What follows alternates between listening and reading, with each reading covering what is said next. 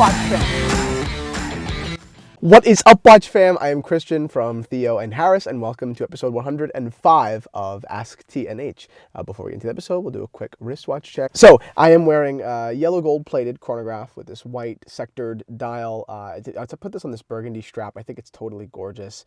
I think it's called Election, and it's a Puerto Rican manufacturer. Obviously not a manufacturer, it's Swiss, but kind of branded and marketed there. So this watch is really just incredible. I'm loving the way it just like in the sun, you know what I mean? It just looks incredible. Obviously, I'm a big fan of vintage chronographs, and I'm really kind of used to 60s and 70s, but this one has a more uniquely, even more vintage feel. So I'm really feeling something more along the 50s with this watch, and this is, to me, it's just super special. It will be available in the watch shop at theoandharris.com today, actually. We're uploading new watches today, so check out the watch shop after this video.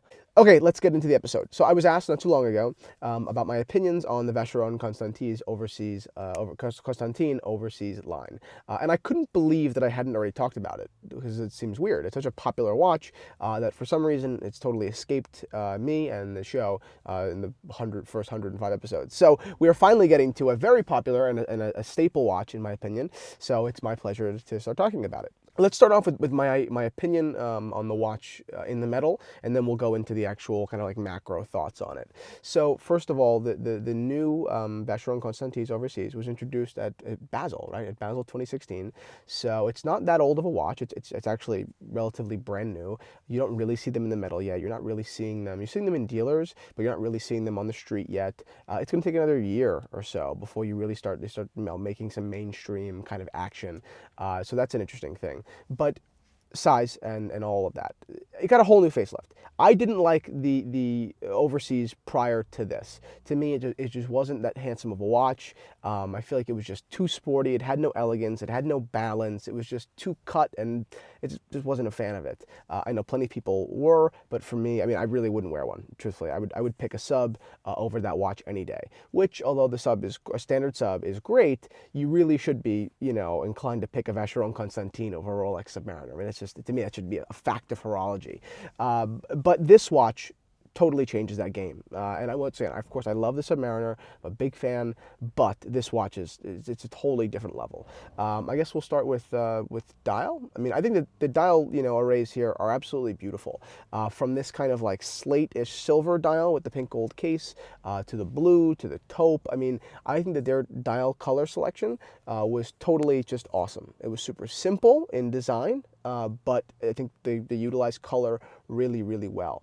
As far as case is concerned, they did this interesting kind of like oval-ish. It's certainly not a circle or a square, so it's an odd thing in the middle. I mean, the dial's a circle, but it's an odd thing in the middle that I think is really, really interesting, and more so than interesting, it could be uniquely Vacheron Constantin, which I think that at that level of money, something should be uniquely that brand. So the whole family is interesting. There are a couple different models here. We have the chronograph, the world timer, we have the regular, and then the ultra thin. And I think that they went a couple of interesting ways, and I think that some of their choices were kind of faulty. But overall, to go back for a second, the whole family as a whole is terrific. I love the shape. I love the bracelet design. To me, the watch sits in this really great middle ground between the sportiness of a Royal Oak and the formality of the 5711 Patek Nautilus. So that to me is a great thing. As far as the choices within the whole line, across the board, the movements are terrific. Of course, Geneva stripes. I mean, how could you not expect that? We have the Geneva hallmark, which is super impressive. The Geneva hallmark, which is a super impressive kind of validation as far as the movement and its accuracy. Further, I love the oscillating rotor. I love the way it's designed with this very kind of like frosted. I don't know if it is technically frosted, but it has that kind of aesthetic to the gold. I think that's super pretty. I love, just like Patek does it with the Nautilus, putting gold rotors on these kind of sports watches. Well, sports watches objectively. I think that's awesome. But to take it a step further and to look at some of the mistakes, to me the biggest mistake they made is my favorite of the whole line is the ultra thin. I think it comes in at 7 millimeters thick, which is super thin, and 40 millimeters in diameter. Now that to me fixes, for me personally as a consumer, that's the only one that I would buy because it fits my wrist and my, I think my lifestyle a little bit better.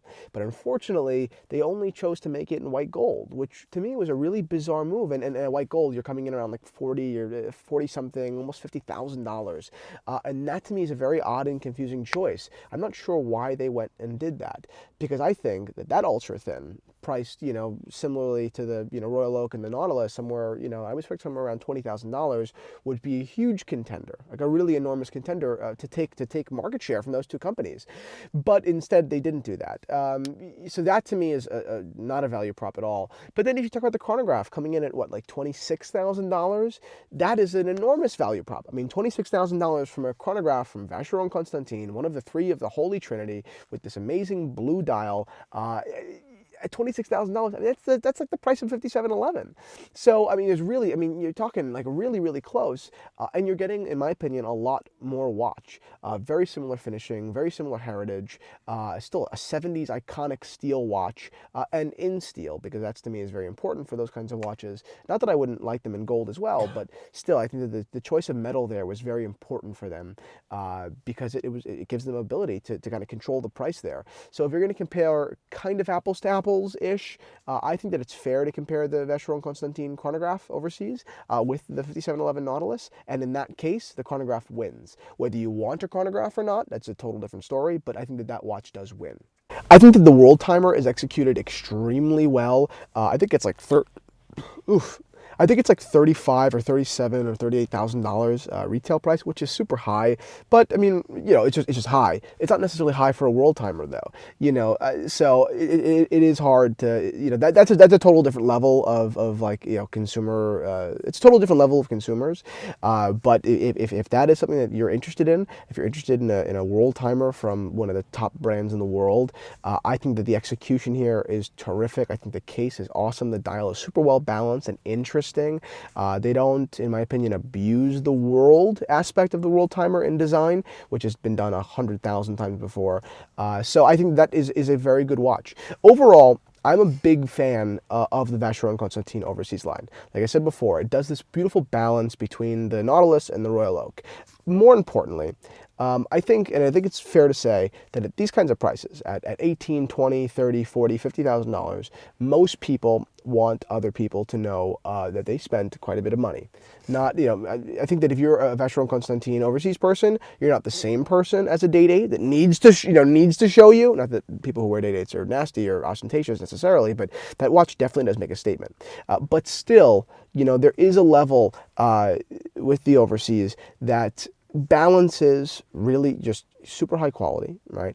Everyone does know in the watch community what it is, but it's still obviously not an independent, which would totally ruin all recognition. No one really would know what an independent. If you wear a Vianney halter, most people don't know what that is. You wear, so many of these watches, even FP Journe for that matter, people don't really know what it is outside the watch community. But I feel like a Vacheron Constantin, because of their heritage, because they're like 300, or not 300 years old, but not that far away from it, you will get quite a bit of mainstream recognition, but also credit for being a little bit under the radar because you didn't go Patek or you didn't go Royal Oak. I think that's a really interesting topic. So overall, if you're considering this watch or this line of watches, it does get very confusing, but I do highly recommend them. I think they're beautiful. I think they're tasteful. I think they're versatile, well finished, and I don't think there's that much more that you can ask of this company and this watch. So that's it. Thank you guys for watching episode 105 of Ask TNH.